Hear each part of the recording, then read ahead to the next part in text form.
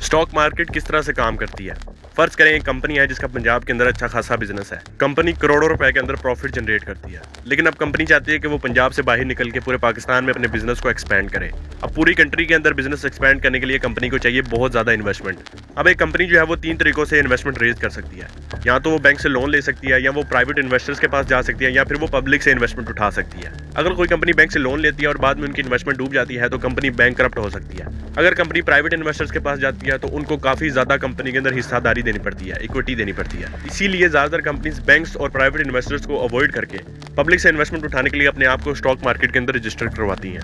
एक company IPO यानी कि इनिशियल पब्लिक ऑफरिंग के थ्रू अपने आप को स्टॉक मार्केट के अंदर रजिस्टर करवाती है। अब ऐसा नहीं है कि कोई भी न्यू कंपनी आके IPO के थ्रू अपने आप को स्टॉक मार्केट के अंदर रजिस्टर करवा सकती है। प्रोफेशनल्स की तरफ से कंपनी को एनालाइज किया जाता है, उसके फाइनेंस को देखा जाता है। अगर कंपनी करोड़ों रुपए के अंदर प्रॉफिट जनरेट करती है तभी वो स्टॉक मार्केट में अपनी जगह बना सकती है। कंपनी को स्टॉक मार्केट के अंदर रजिस्ट्रेशन करवाने के लिए करोड़ों रुपए की फी भी पे करनी पड़ती है। उसके अलावा कंपनी अपनी मार्केटिंग भी करती है ताकि लोगों को पता लगे कि कंपनी पब्लिक है और लोग उसमें आके इन्वेस्ट करें।